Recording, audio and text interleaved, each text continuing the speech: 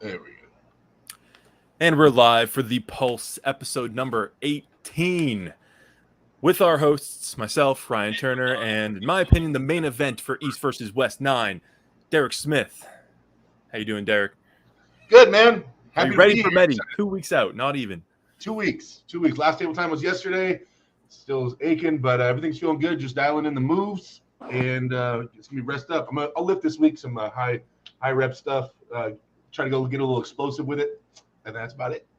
All right, and of course we are joined by an increasing regular of the show, Chris Drummond. Chris, how are you, man? How you doing, guys? Doing well. Chris, good to have you here, man. Yeah, Chris has a dope YouTube channel, just nuggets of gold in every single video. You actually said you were about to make one today. What was it going to be on, Chris? So this is on basically wrist wrench usage. A lot of people will, or multi-spinners for that matter, but a lot of people will make the argument that every time you do a max effort lift, you should be doing it from a straight wrist position in the center of the table. And I wanted to make a video on why that's dumb. So there you go. What a nerd. All right.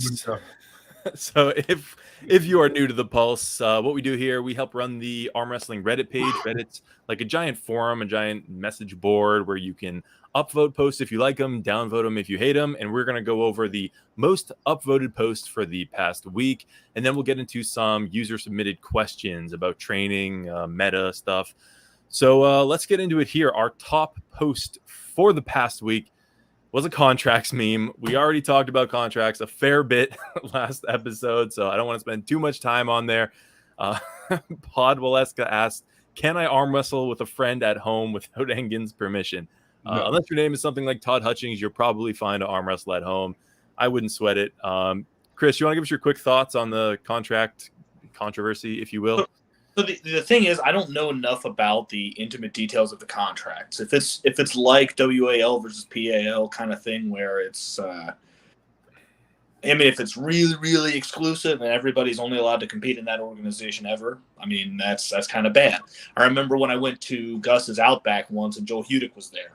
This was in 2019, I think. And everybody had to keep kind of hush about it because we didn't want it to get back to the people in charge that Joel was there because kind of wasn't supposed to be. And, that's all over with now. In my opinion, the contract should always serve to benefit the athletes. They should provide a minimum commitment, right? But also guarantee that the athlete gets events. They got to stay busy. It's bullshit to put somebody under contract and then not give them enough events to put money, the fact is we had PAL guys under contract for 4 or 5 years and not get any matches, and they weren't allowed to compete anywhere else. So as long as it doesn't do something like that, then it's okay, and it's ultimately up to the athlete and the organizer. If the athlete's like, yeah, this is what I want to do, and I'm willing to forego everything else, or forego everything with exceptions that we negotiate, it's a free market. Go ahead and negotiate the contracts you like. Yeah. So I've been talking to a lot of people since the whole contract thing started, and I've talked to a lot of guys that have contracts and stuff like that, and I've been told a ton of information. But now I can't remember which information is public and which information is private. So I'm just going to say that the contracts are not bad, guys. They're not bad. I don't want to speak to any details because I can't remember which one everybody knows, which one everybody doesn't know. But they're not bad, I promise. I promise they're not going to hurt anything or kill anything at all. It's still going to be badass. You're still going to see your guys around. It's going to be cool. So, yeah, I'll say that much.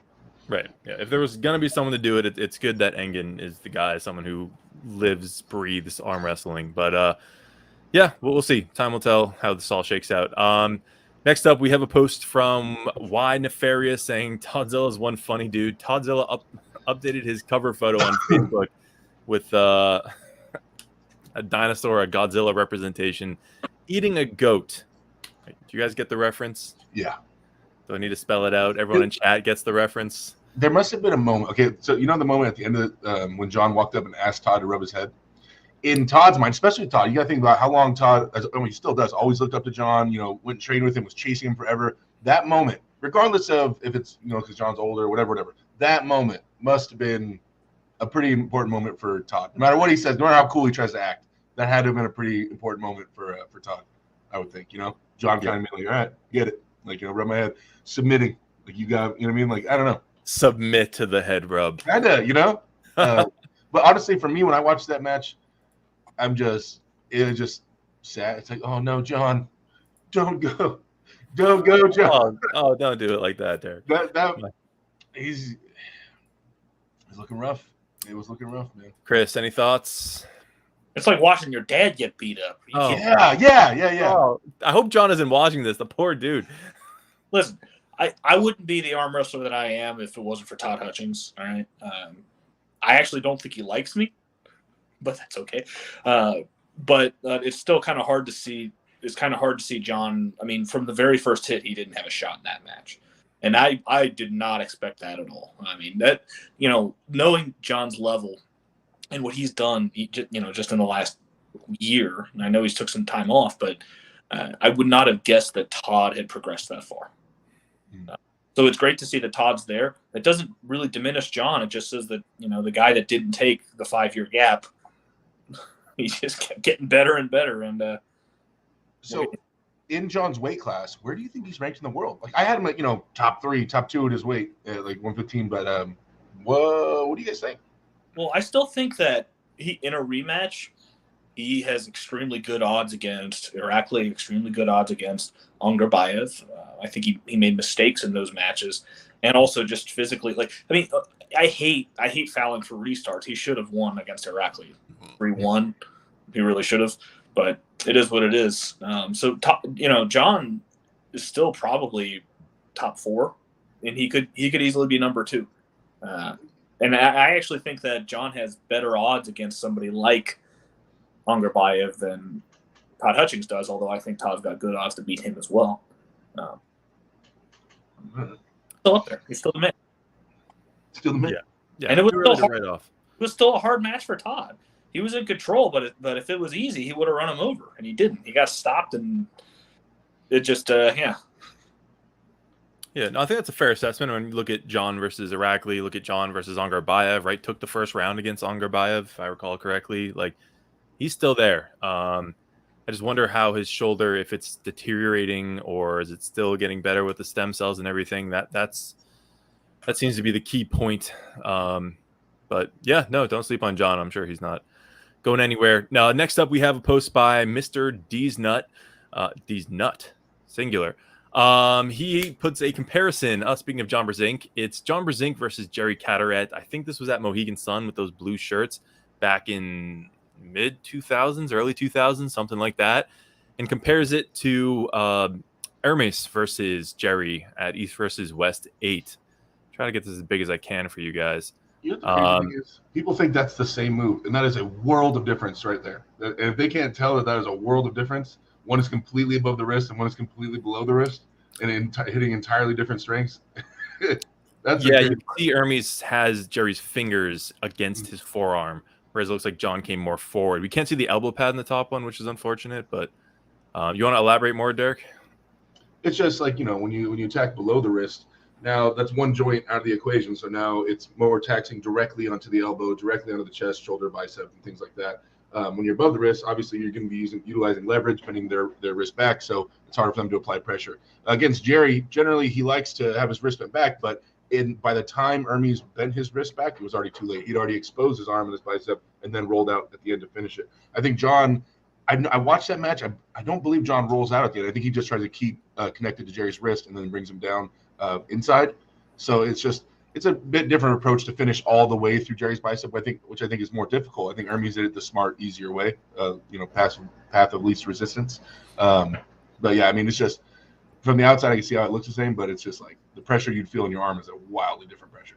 Yeah. Chris, agree, disagree?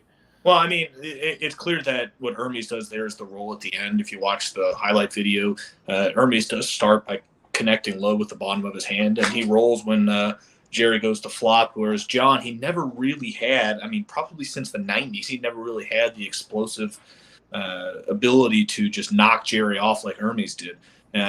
John's probably never as strong as Hermes is now. I really think that's not controversial. So different phases of the move. I think right at the beginning, if Hermes had just held there, it would have looked a lot like what John's doing there. Maybe a little higher position, but he totally knocked Jerry off, where John didn't. He just turned Jerry over and made him do that ugly flip trying to get away. You think Army's watched this match? You got some ideas from it, or you think it's just coincidence? I know for a fact that they've talked about how to approach this on stream and off. So it's, I mean, no doubt he's watched this match. I think he's watched everything to do with Jerry Catterett and everybody that's ever beaten him. So, yeah. Yeah. Yeah, it's interesting. I was talking to Jerry at the airport after the match, and we were like, if you could go back, man, he probably would have tried to top roll Hermes because he actually has yeah, I'm serious, man. He's got a monster hand. He's been training with Jim Fitzsimmons, 16-time world champion, one of the just a nasty, nasty roll. And Jerry's more than just a presser. So it's a shame he never really got to use it, but I'm very excited for his next match. I think he might throw some new tricks in there. Moving forward, we have a post by Opsway, the cover of Hook, the arm wrestling graphic novel I've been working on for 2+ years. Swipe to see one of my favorite panels. Yes, that is Jerry. Check this out. I think this might be a first in the arm wrestling world, a graphic novel. Wasn't there like an arm wrestling anime or manga? No, there was an anime about sports that had an episode and showing arm wrestling, but it wasn't like the whole anime wasn't about arm wrestling. Derek, the anime store. You got anime questions? Send them Derek's way, man. I love anime, so I looked into it. Yeah, this is sick. This guy's a super artist. We have Jerry. I don't know who that's supposed to be, or if it's just a random character in the show. Cobra. It's a huge cobra, man. I'll tell you what, but you might be right. And they got the Yukon Jack shirt. That's funny. So yeah, major props to this. This guy has crazy art, and he said it's not quite done, but he has all the wireframing done for the story. So pretty cool post there. Next up, Matt Mask looking like a mutant. This was before the match, right? 5 days out. So yeah. Can we let's get on? Let's talk about that match. Can we segue this little picture onto the match? What do you guys think about the Matt Mask match? What do you expect? And then what do you think of what happened? I can't really comment. I was at a tournament all day. You still haven't seen it? No, I was at Mass States the whole day. I didn't get home till late, so I did not get to watch it yet. But I listened to recaps and all the information I could, so can't contribute much there. Because I was actually arm wrestling, because I'm an actual arm wrestler, not just a fan like you guys. You're calling Chris not an arm wrestler? Wow, dude. Why would you attack Chris like that? That's jacked up. We might have to settle this on the table, Ryan. Hey, man. Yeah, in fact, you can't just join the Pulse. You have to beat one of us in an arm wrestling match in order to actually join. So we're letting you slide, but at some point this will go down. Somebody else that comes has to beat me. Oh, yeah. I like this. Is a meritocracy. Yeah. Hey, what do you think, Chris? What do you think of the Matt Mask match? So I predicted that Kalinchenkov would run him over. He lost 25 pounds coming into this match. I didn't realize that he was coming down from 285 to compete in 115s in the future. So I do think he lost a little bit of power when you compare common opponents. I mean, Kalinchenkov ran over Zaranov for 2 rounds, and honestly, he probably should have beat him in the 3rd round. He just made a mistake and let him fought out in the hook.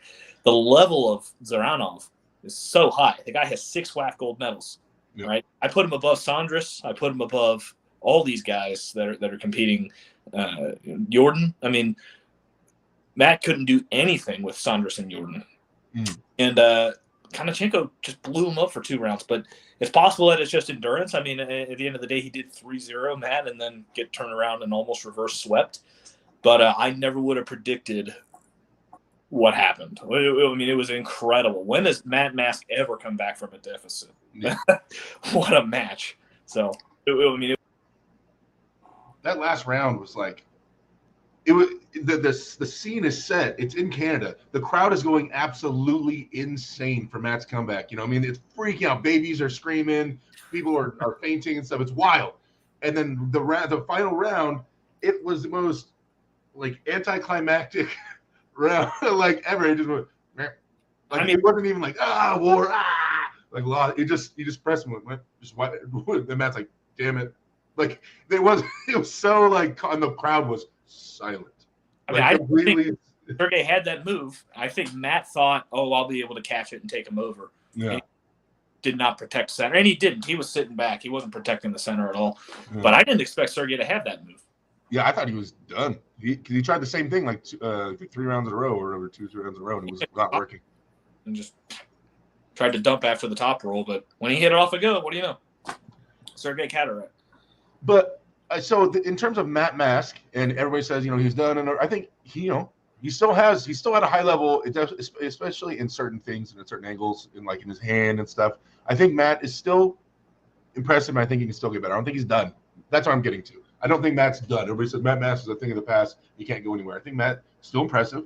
I think Matt's hand is so dominant, but I feel like his elbow flexors are what needs to get a little bit stronger. Just his ability to curl, hammer curl, and just get that a little bit, and then you're good to go. I don't know, man. I'm a Matt Mask believer. I still believe in Matt. I think he can do it. I don't understand this whole downfall of Matt Mask thing. It's like, were you guys paying attention? When was Matt Mask ever I think he's operating at a higher level than ever. He's also just facing higher level guys. Mm-hmm. If you consider Devin in the 225s to be equal to the super heavyweights that Mask has been pulling, or the WAF world champions, it's kind of like I'm not sure that Matt was ever able to stack up against the guys that he did. He had, the UAL match with John, and he beat Marcio. But when looking at the scape of guys today, it's like, was he ever really better? I don't know. I think he's better than ever. Yeah. I think it's just people's perspective. They look at 2018 WAL Devin, who went 2 months without any lifting before he pulled Matt, and that's like the pinnacle of Matt Mask. I think he's better than ever. There you go. So Mask believers did a little poll, and the community believes in the Mask comeback. So we're rooting for your Mask. Let's move on here. John Brzenk versus Todd Hutchings. We covered that already a fair bit. Scrolling here. How about this? Devin versus Kalachenko. You guys catch that? Yeah. Devin resting his head on his hands. 2 seconds in round one, I was done with that match. Yeah. So is that rude? Does he need to be written up to the ethics committee? You had to bring it up, didn't you? You had to pull shots at the ethics committee. Of course, man. We got to stir the pot. I mean, he did just have a super match. Yeah. And he did just lose 25 pounds. I'm not saying he would have beaten Devin if he was heavier, but I mean, there is a few excuses. But Devin being fresh and just waiting. So. Wow. And Kalachenko was never better than Prudnik. And Devin can play with Prudnik on left arm. Yeah. So no surprises there, but that's Devin for you. Got to make it into a show. How about this throwback? East vs. West 5. Better days. Can you believe it? Seems like a time gone by. I'm going to say some comments about this. I'm just going to leave it alone. It's a great picture. There you go. I like to think both of them at night pull this picture up and just reflect on the good days. Is this real? Asks ShotX333. From Arm Fight Factory, soon in Kazakhstan, Bacho and Kidder Gali will compete at 100 kilograms to win the world title. Who will win if they face each other? Posted 11 hours ago. Have you guys heard about this? No. I mean, they're competing in WAF, so I don't know. What do you mean? Is it real? They're just competing in the same weight class. So, yeah. Oh, it's not a super match. I thought that was the implication here. No, somebody was stupid and made a stupid post. Sorry. Oh. All right. Should we ban him? Yeah. Okay. Well, it's just like they have like the smoke and the two arm wrestlers, like your typical super match poster. So yeah, that was misleading. In a super match, who do you guys think wins though? Real quick. Shit. I can't say Bacho is the favorite. Definitely Kidder Gali. I mean, Bacho got one win, East vs. West. Obviously very impressive, but you got to go Kidder Gali, right? Man, I'm telling you, that fucking freak. Am I allowed to swear on this? Well, I did. Sorry. Well, you just did, Chris. Yeah. God, I told you. Terrible. Bacho's not normal. Bacho does things that nobody, except maybe Dave Chafee, can do in America. Nobody in the West. Yeah, we don't really know where Bacho's at. Stuff that this guy can do that is unbelievable. And, I mean, I know that we can't really compare Adam Wierzynski to somebody like Kidder Gali Angarbayev, but I mean, the thing is, Angarbayev's the better arm wrestler, but he's not stronger than Bacho. He's not, even today. Yeah, I don't think he's stronger. I think he's better and faster and has better levers.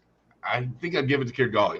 I love Kidder Gali is the man. I like him a lot. So what I will say is this: Angarbayev's biggest struggle is somebody who has a very dominant cup and is able to come forward with any kind of hook or side pressures. Prudnik, it's Jordan, it's it's those types of arm wrestlers. Zaranov, although Zaranov usually opens with the top roll, but he, it's that's going to beat Gongorbayev, and Bacho got that like nobody below super heavyweight. I don't think anybody can match him there. That's a good point. In the top 8, when Kittergali and Prudnik faced the first round, Prudnik tried to go outside, wasn't working, and the rest of the match he just dove in, supinated, caught, and basically just pressed him down or side pressured him down. So that's definitely the hole in Kittergali's game. But it seems like everyone wants Hutchings versus Kittergali.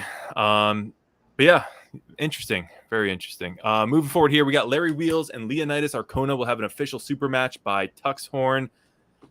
What do you guys think? Is this kind of a influencer matchup? A lot since I've pulled with Larry and stuff, but I haven't felt Leonidas lefty, so I don't know. I know he looks strong, but I haven't gripped up with it. So firsthand, I don't know. Larry's left is good. He tends to like to top roll with it, but he has ability to hook. He's just not comfortable hooking left-handed, really. But I mean, Larry's super strong. But I know Leonidas is definitely a strong arm wrestler, and he's not horrible. Like he has the basics down. Like him and Larry, they both kind of have the basics down. There's nothing crazy tricky coming out of either one of them. It's gonna be pretty straightforward, probably a hook match, or at least probably straps. Maybe Larry trying to roll out. I don't expect a lot of variations in this. But I don't know who wins, man. I mean, I'll go with my boy Larry. Yeah, I'm just gonna go with Larry, but I'm not sure. Yeah, so they pulled. In fact, the thumbnail of this video is when they pulled in Dubai on Larry's channel, and Leonidas had the upper hand. That was like 2.5 years ago. Seems like Larry he's definitely leveled up. You're the man to attest to that. You pulled him at the start and recently. So has Leonidas been training wicked hard? I see him traveling around, but how committed is he to arm wrestling? I'm not really sure. I don't follow him super closely. I'm not sure.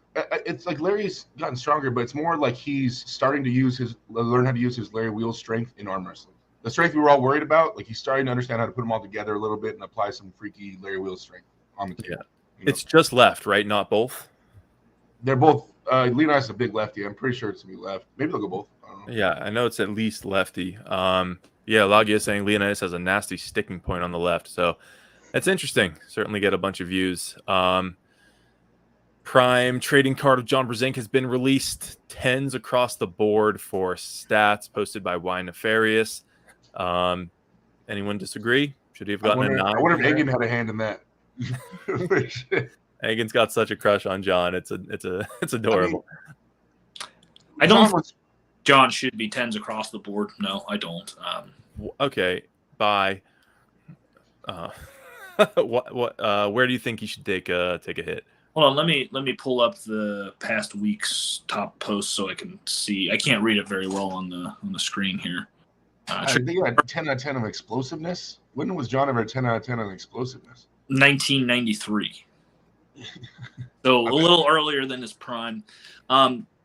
Yeah, side pressure was never 10 out of 10. That was his biggest weakness. Endurance, never 10 out of 10. Yeah.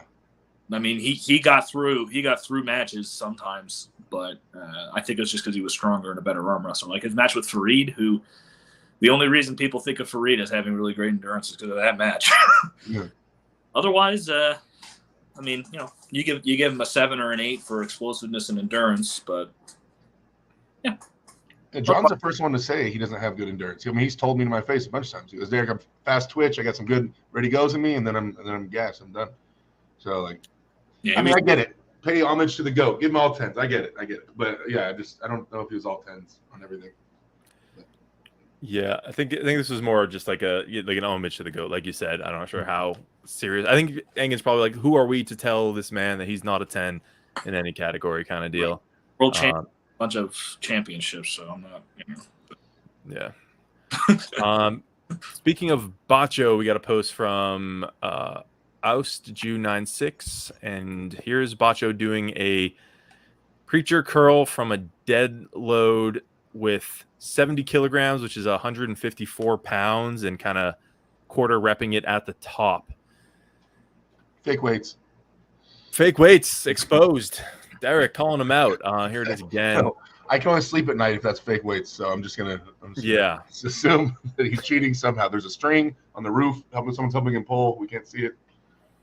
Dude, I hope he does not get hurt. My goodness, that is so much freaking weight on one arm. But he's the right way. All right. Yeah. Top down, that's how you pop something. Ask Gennady. But this way, I wonder what I could do with that. Only Chafee and maybe Pavlo and Kataret could do that. Nobody else in the West can do that. Can you say, what do you mean by top down? You mean starting at the top and doing an eccentric movement to start it? Eccentric load. I mean, you're going to reach a point where, all of a sudden it's a little bit too heavy, but that's when it lets go. You're starting from down there. You're loading yourself up into it, and you won't pop your wrist or your bicep. Right, okay, so you're saying if you're strong enough to do the concentric part of the lift, you're safe for the eccentric, is what you're saying? Yeah, a lot of times they'll overload into a partial range of motion, which they can never do to here. But when you're locked behind that preacher bench, especially if you're a bigger guy, which Bacho's not, but if you are, just the danger level goes up so fast because as soon as you feel that thing getting away from you, it's natural human instinct to hold on. And really, you need to be able to let go of it. Otherwise, pop, pop, pop. Right. Actually, I might be able to do something with it. Not that weight, but I think I could do a good amount at that angle now that I'm watching it a little closer. Yeah. Because you see how his elbow is internally like kind of rotated? So he's also applying internal rotation as he curls. A little. Not as much as Evan did back in hook training 1 and 2. No. He does an 80-kilo single like this. He actually does that, which is Devin's PR. So because when I do those one curls I do where I bend over, that's how I start driving. I got to like 120s for 8, and that's driving my elbow in and connecting it up like that off the ground. So I'm not saying I can do this, but I think I could get over 100 pound. Probably, I think maybe I could do like 120s or something. I have to practice it though. Well, I mean, I can do 110, 120, but 155. Woo! I don't know. That's pretty heavy. Bacho's strong. He's strong. And his arm strength's not even his biggest strength. Right. It's wild to think. So is he 19 yet? 18 or 19? Like the progress he's making he must have added like 50 pounds to this lift every single year. It's just so perplexing, the numbers this man is putting up.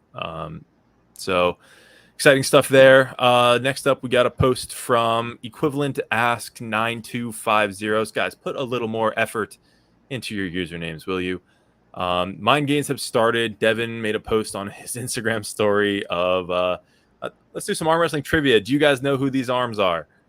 The people tagged in the picture that you just scrolled up. That I just busted. Yes, Alex Cordecha, cracking the wrist of Hermes Gasparini. So there you go. Yeah, that's. I've been very open, man. I don't know what shape Alex is in, but I think Alex beats Hermes for a long time. If the strength is anywhere close, even if Hermes is stronger, but not a lot stronger, Alex's style is the anti-Hermes traditionally. I know Hermes is getting a little more, pressy and stuff like that. So it depends on where he'll go with it, how deep to the end of the world he'll go to beat Alex. But Alex was the anti-original Hermes for sure. Like that move was built to beat Hermes. Yeah. Chris, do you think that's going to be a problem for Hermes, his wrist? Wrist is always a problem against a King's move. And I'm not sure that Devin even has to lay down. If he does, it's over. But Alex has a lot of the hammer curling back pressure, and Hermes just wasn't ready for it. But I think that wrist is not going to hold up right away. I mean, Hermes is going to have to rely very heavily on his arm strength because I think when he goes to pin, it's not gonna hold together. I mean, even Dave Chafee flattened him out. I say even. I mean, it's Dave Chafee. Yeah, even Dave Chafee, right? But Evan didn't even rest for that match. Right. Yeah, I mean, for what it's worth, Hermes says he did not really prepare as well as he needed to for this match and won't make that mistake again. But, of course, he's going to say something like that. We got a super chat from Arm Fanatic. He says, Derek, I've been told multiple times I pull like Tim Breznin. Can you break down his style and what makes it successful? Not against you, though. Break it down for us, Derek. Well, Ryan actually trained with Tim for years, but I'll chime in on this. From my perspective, when I was doing my homework on Tim before my match, we had 2 street matches against each other. Tim tends to drop his riser a little bit and go a little low hand, and his arm's not very long. He has pretty small hands. So it's a mental trick. So what you think is, because he drops his little low hand like this, and he's going to go to the straps, you think you're going to rise above it, and you're going to pull right through those little fingers, because that's the arm wrestling 101 answer. Someone drops like this, you go up, and you just pull right through their fingers, high hand, high angles.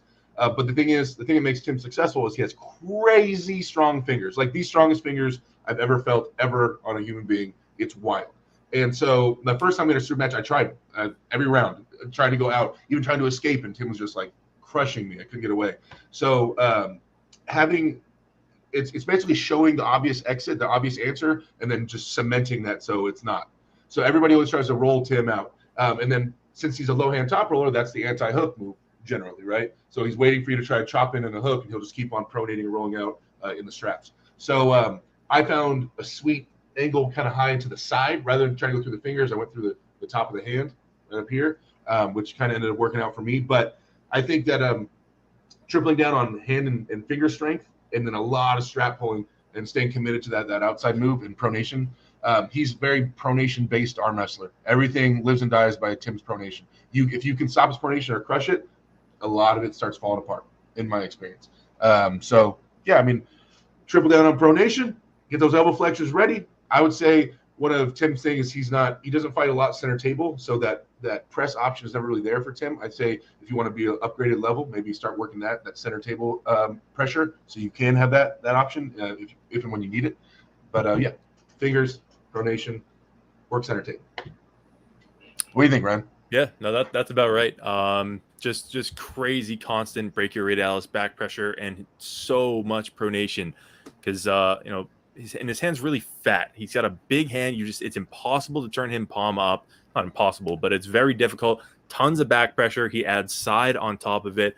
And like Derek said, his fingers are ridiculously strong. He's got that farmer strength. And he said one of his favorite exercises for that, he'll hold a barbell, let it roll out, and then pull it back up with a little wrist flexion at the top. Let it roll down again, curl it up with the fingers, and then the wrist flexion at the top. That's because I asked him, like, how did you get your fingers so freaking strong? It's like freaky. And he's like, do that, a lot of it. And yeah, just add like ridiculous pronation, some side pressure. You got Tim Brzenk. I've been doing that lift since, by the way. I've been doing that lift since Tim. Yeah, the same thing with the barbell. It's great. It blows your freaking forearms up, doesn't it? Mm-hmm. Chris, any thoughts before we move on to Brzenk style? So anybody who pulls like Tim Brzenk, to me, it means they basically bend their wrist and they open up their arm a lot. And this is pretty typical of guys who are used to having strong biceps and strong, elbow flexion, and then they just get pulled open a bit. So to me, I mean, Tim's almost a king's mover, right? Tim, he doesn't keep a tight elbow angle. He has a ton of rotation. And like Derek said, it's like you feel like the option to beat Tim, and I never pulled him, but you feel like the option to beat him is top roll, and you just can't get through those fingers. It's so incredible how he's able to hang on. But then he just locks into that position, and I mean, it takes somebody who has a lot of shoulder committed inside pressure to break down that rotation, or some ungodly hand like Levon. But so I would say if you're pulling like Tim Brzenk, if people tell you that could be a good thing. But most of the time, I think Tim does that really well because he actually lacks the ability to pull this angle tight. His and actually they measured his back pressure before he pulled Vovoda. It was really kind of mediocre. But what he has tremendous strength is dragging rotation. And, if you have the opportunity to tighten up that angle, I think for most arm wrestlers it would be better.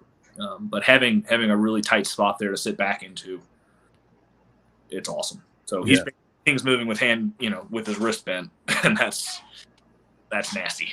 Yeah, you watch him versus like Babayev. Like he breaks so many of the traditional rules of arm wrestling, staying tight, whatever. But it works. So let's move on to some not most upvoted, but just some interesting questions. This user, Electronic Loan 9134, he says he's trying to start an arm wrestling group, trying to start up a group in my area. I've struggled to find anyone that's even heard of professional arm wrestling. If anyone has any tips, it would be greatly appreciated. So, all right, you guys are in the middle of nowhere. You don't have anyone to train with. Every time you bring it up, people are like, what even is that? What do you do? How do you start a club? Derek, you have a successful club that you are the man at. What was the trick? Find one, or I guess if you can't even find one person, then zero. But take a table and go somewhere public and hang out. And don't leave that table. Don't let anybody hurt themselves. You have to get it in front of people. You just got to get foot traffic. A lot of people are going to stop by and be like, what's that? Oh, I saw that on TV. Or it's going to start conversations. Oh, I have a cousin or a brother who did this, this, and this. And you give out numbers. You give out, and that's how you start promoting. You find people. I took my practice started at a brewery. And everybody would come in there and they'd ask questions. And then they had so-and-so. And then they brought their cousin and their sister. And then that's kind of started that way. And I think just getting it in front of people is a big thing. I actually, do you have any moderators on your channel? I have a video on Alpha Empire Arm Wrestling YouTube channel of how to build a successful arm wrestling team. It's literally, that's what it's titled. I went over steps on how to build a successful arm wrestling team. Yeah, man, I think just the biggest thing for you at this stage you're at is just getting it in front of people. And maybe once you find that one, other guy who's into it, then he invites his cousins, and then he brings a friend maybe, and then this, and then it just starts slowly growing. But just keep it in front of people and keep it safe. If someone breaks their arm, everybody's out. You know what I mean? So just safety and keep it in front of people are the two biggest things I think for you right now. Chris, add to that. I'm the wrong guy to ask about how to build a team. I mean, I started training with a guy named Joey Jampa, and he started up, one or two groups in the Dayton, Ohio area.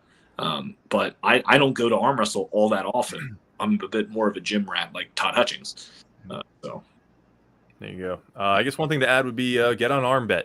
We have a lot of new guys at our clubs from ArmBet. So if you don't know, it has like a map of your area with little icons where other ArmBet users are, and you can link up. So yeah, we've probably got across 2 clubs, maybe a dozen people who have showed up just from that app alone. Granted, I'm in a pretty populated part of the country, but can't hurt. Moving on here, we got a post by William2690. Does anybody here like pumpkin training? So I thought we'd address the pumpkin in the room here. Do you guys think there's any merit to pumpkin training? Obviously, if you only care about one arm, there's merit, I guess. But in terms of having more success by only training one arm than the other, like the idea behind pumpkin training, if you guys don't know the story, if you're trying to grow a massive pumpkin for like a competition, you cut all the other pumpkins off the vine, so all the nutrients go to that one pumpkin and it grows bigger. Devin kind of adopted that into arm wrestling. If you're only training one arm with weights, your body will have an easier time growing muscle and adapting with that smaller one instead of splitting it among 2. Guessing there's any truth to that, or are we just excusing laziness here? I mean, is Devin's left horrible right now? Is it what now? Is his left horrible right now? Clearly not, but he only pulls on the table with it. He'd probably say, yeah, but it's not on the level of my right there. It's way different. That's probably what he'd say. But like, I don't know. I mean, I don't know. I get what he's saying, and I do a little bit of pumpkin training type stuff for my match because I'm only focused on right hand right now. So I'll do like maybe 3 sets, both hands or something, and then I'll kind of finish it off all right-handed and just give right hand the priority on some stuff. But I don't know. I've never done solid pumpkin training where I do not touch like my left arm and only do right hand. Yeah. I've never really done that unless I was injured. So, Chris, are you a pumpkin? So I have actually done a little bit of a split in my training. It's not permanent, but I'm doing more grip stuff from my right hand just because I have certain goals that I want to hit, and I'm doing basically my ordinary conjugate left-handed, and that's only been for the short term, only since the beginning of July. So it'll take months for me to see any difference, but there is legitimate evidence that the specialization does breed a bigger pumpkin. There's no doubt. And the fact of the matter is it's difficult to outpace your genetics. Like, for example, Lachlan Adair. No doubt. The guy's weirdo strong. He doesn't do anything with his left hand except arm wrestle. And his left arm is still stronger than his right. It's still stronger. He's doing freaky stuff over there at East versus West, toying with Petrenko. Like, I didn't even think that was possible. Petrenko is so high up, and Lachlan just came in there and played with him, Sandras, Pavlo, all those guys left-handed, and he doesn't even lift weights with it. Right-handed, I don't think he's doing any of that. So his genetics clearly are they separate his arms more than his pumpkin training, but I don't think he would even be in the conversation at those if he was training equally with his left. Yeah. So I think it matters, but You have to really be at the point where every last 0.5% is what matters to you for it to make a big enough difference to be worth pursuing. Just my opinion. Yeah, that's where I was going to go with this. To anyone new watching, don't do it, because if you get injured on your pumpkin arm, you're going to hate yourself if you're really into arm wrestling, because then your other arm is junk. Do both. It's not a big deal. I mean, arm wrestling doesn't take a ton of time to train for. Just do both early on. You never know which one's going to end up being, a really nice, crazy arm like Lachlan's left, right? If you're new. So don't put all your eggs in one basket and do pumpkin training early. Like Chris said, if you're already elite and you want to get to that next level, gain 0.5% here, maybe there's some value in it. This was a poll, so let's just vote here and see what happens. Most people say no. The community has spoken. Don't pumpkin train. Moving on to our next post here. User Anonymous JX asked, how does sitting down affect arm wrestling strategy? Are there any techniques that become stronger or any that aren't as good? I want to start with this. Have either of you ever pulled at like sit down nationals in Virginia or done a sit down tournament? No, I just mess around with my boys at practice, sit down, but I've never competed. Chris? Never a tournament. At the training with Brothers in Arms team, there was a sit down table back when Bill Arnold and Gary Woodworth 30 years ago were winning nationals and state titles all over the place. So I've messed around with it, but never competed with it. I've got friends that go every single year. Jose Hernandez always places second to Jeff Hale every year. Jeff Hale. Yeah, I mean, I've done it a couple times at practices. We have a sit down table. You're definitely not as mobile. It seems like top rolling is more difficult. You don't have as much freedom to move around. Was that your guys' experience? How do you think it affects strategy? Yeah, a lot more internal rotation. It's hard to seek out leverage and height because you can't dip down, you can't drop your waist or anything like that. So it's going to be a lot more of your traditional arm wrestling. Like the standard person walking the street would think of arm wrestling. It's closer to that because you can't really lean back too far and go down. So yeah. More old school internal rotation, hooking, lots of grip, explosiveness sideways. So Rich Lupke's, wasn't he like a monster sit down? Wasn't he like the guy? He never lost a match. Yeah, there you go. Never lost a match. He's all. There you go. Well, hope that helps, Anonymous JX. Next up, we got a post from user CM011. He asked, what would arm wrestling hitting its peak as a sport look like to you?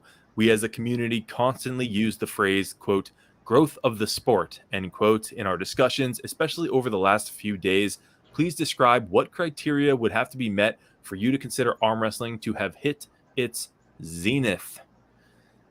So, I mean, if we're just theoretical here, I mean, it's the only sport, it's the most watched thing at the Olympics, right? No one even tunes into the Super Bowl anymore. It's all arm wrestling. But a realistic scenario, when would you guys say arm wrestling has made it?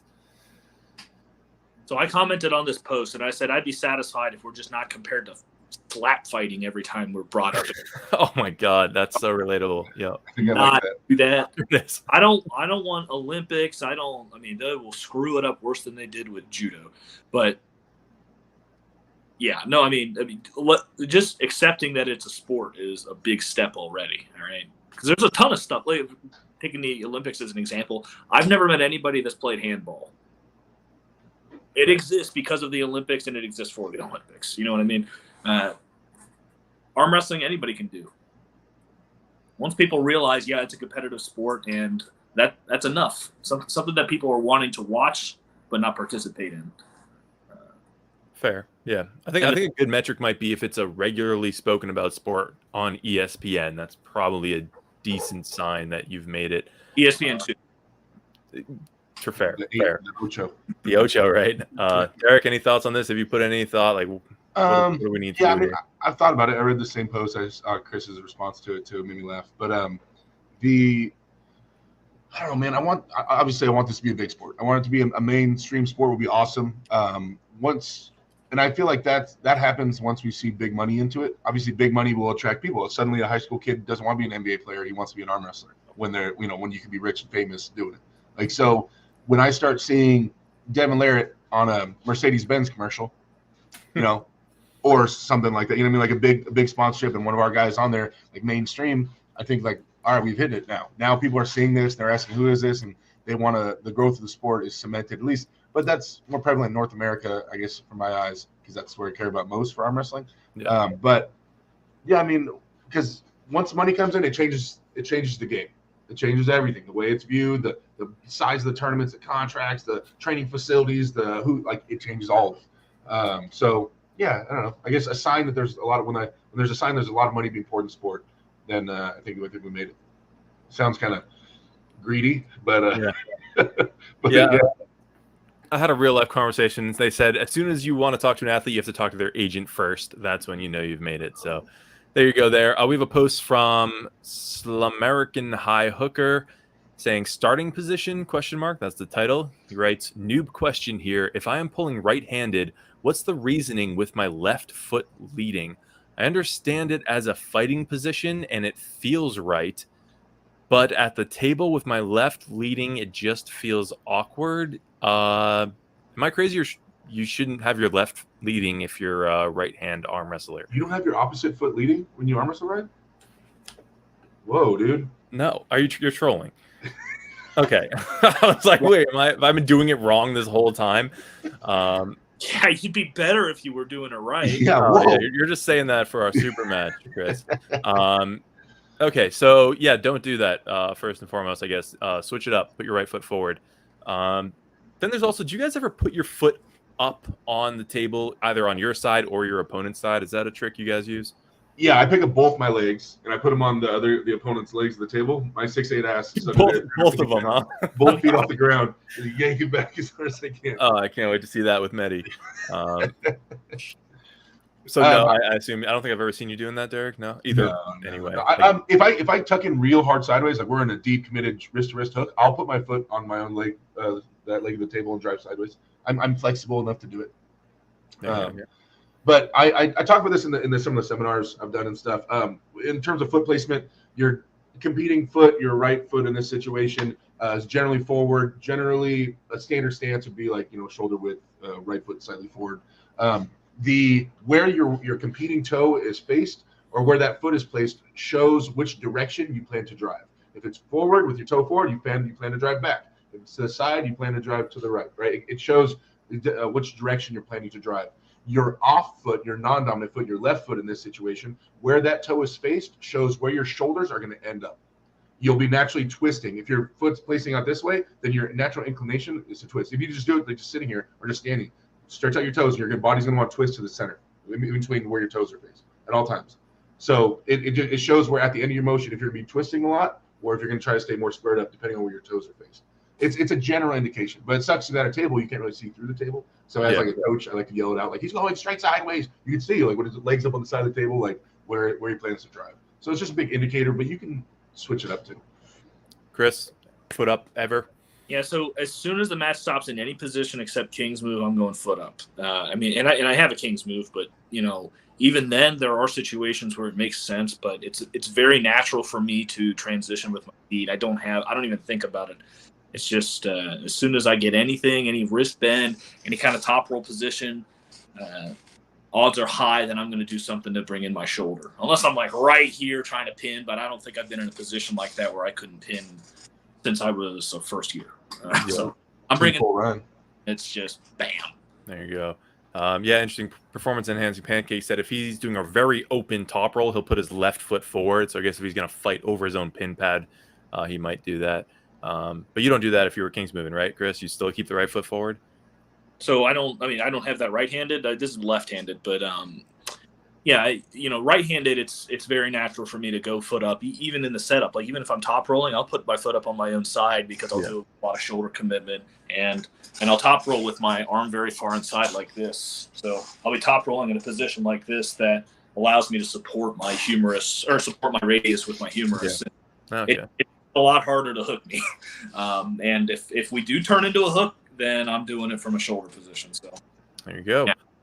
Yeah. Next up, I am a freak 04 posts. What are some good exercises for a beginner to build some serious strength for arm wrestling? None of this silly strength. He wants only the serious stuff. Derek and I have answered that a few times. Chris, why don't you start here? What are your recommendations for a beginner for serious strength? I think no matter what your level is, doing some kind of pinning movement with a wrist wrench on a cable and a table will be your best friend.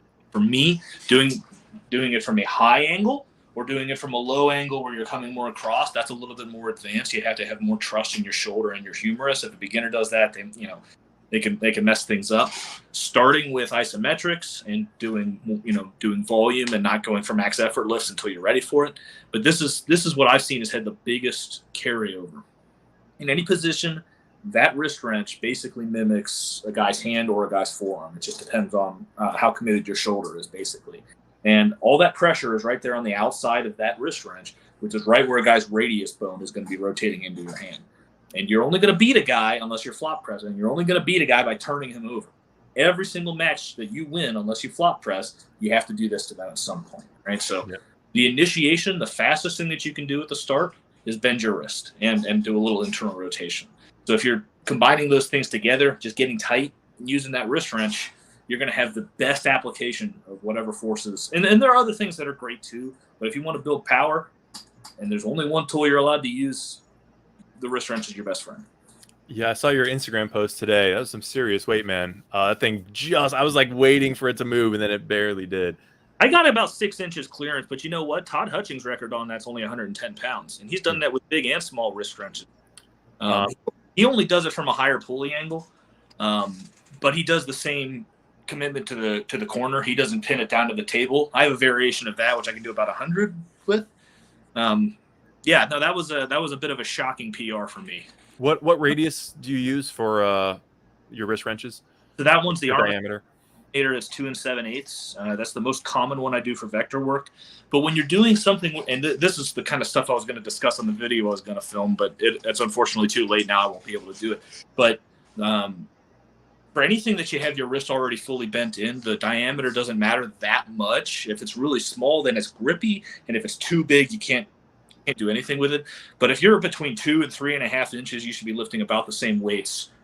Once that vector's kind of going, how the hell's the camera? Once the vector's kind of going like that into the base of your fingers, however big or small the wrist wrench is, right, it's still going to be there. So if it's a big wrist wrench, it'll just be more down here, and a small wrist wrench is up here.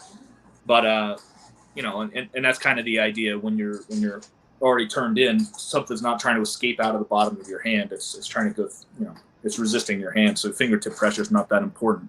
If you're doing a straight wrist position, but anything where you're already bent in, you're committing the shoulder, you're dragging, it's mostly about just using a wrist wrench, not a rolling handle. There you go. All right, we're getting to the end here. Let's see if we can save this man here to end it. User Master on Kings writes, wait, no, this isn't the one. We want to save somebody. Where is he? There he is.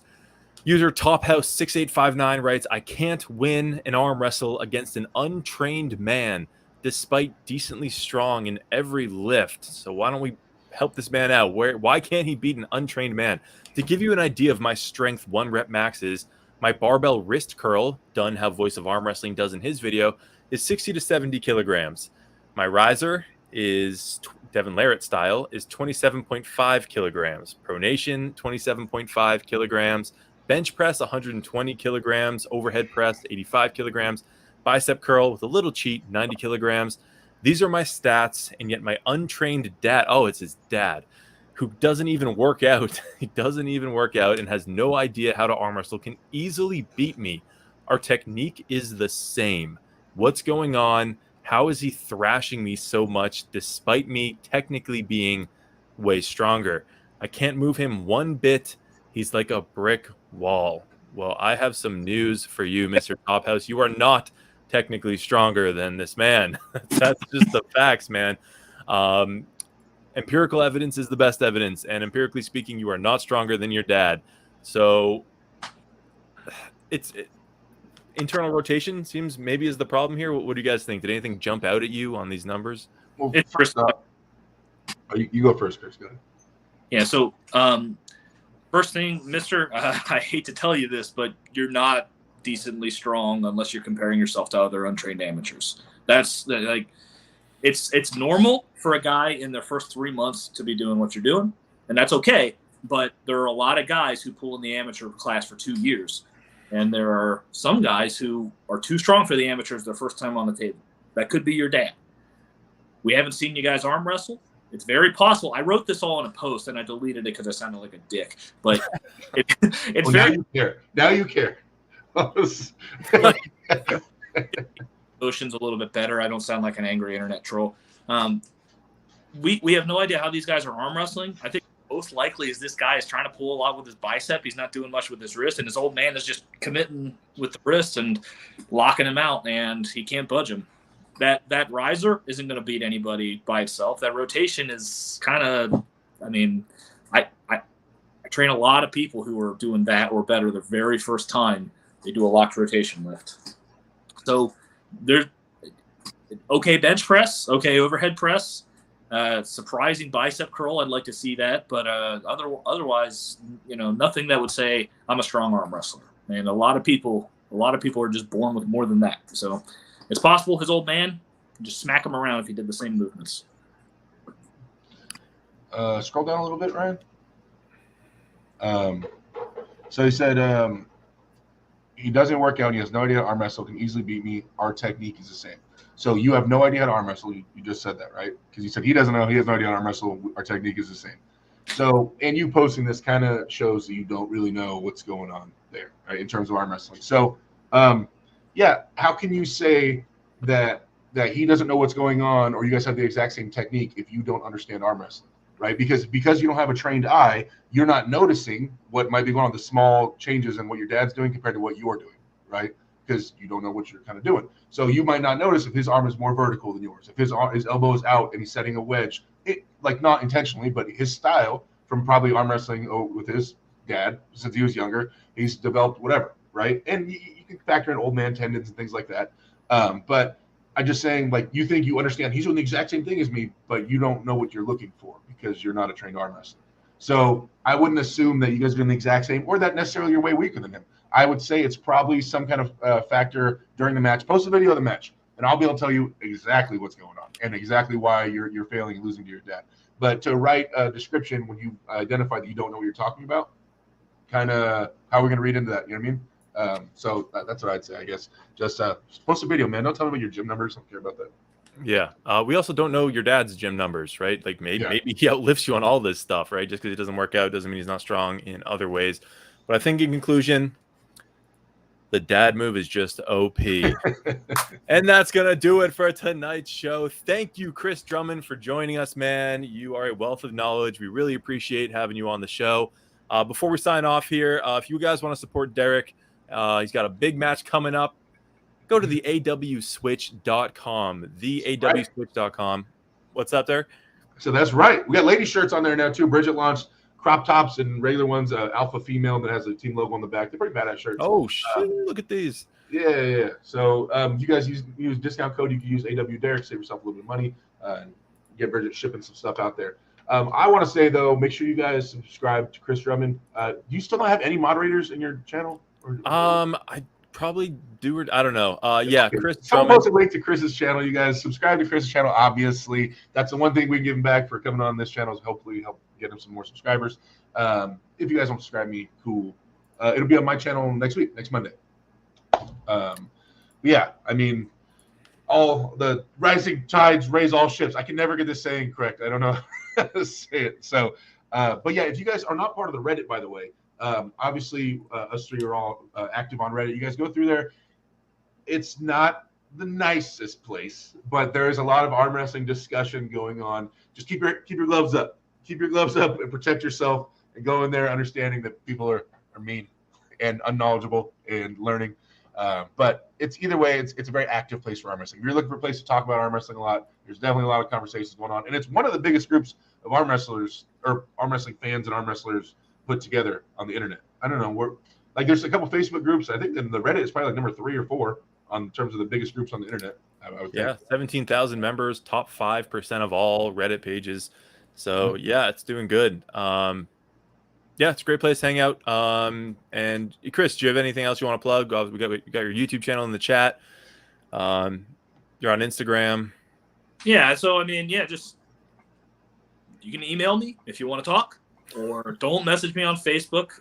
Oh my God, I've got so many angry people who have added me because they see me on YouTube and then get mad when I don't know who this guy from like India is or something. And I'm like, sorry, my man, that's personal. I should say Brad, because I see him in the chat. Where have you been, man? We could have been on this show together. And you dropped the ball. You really dropped the ball. I told Brad we're cornering him in Turkey, Ryan. We're going to have a serious conversation with him. Yeah. No, he's been ducking us, man. It's been a problem. So next week, Brad, next week, block it off, man.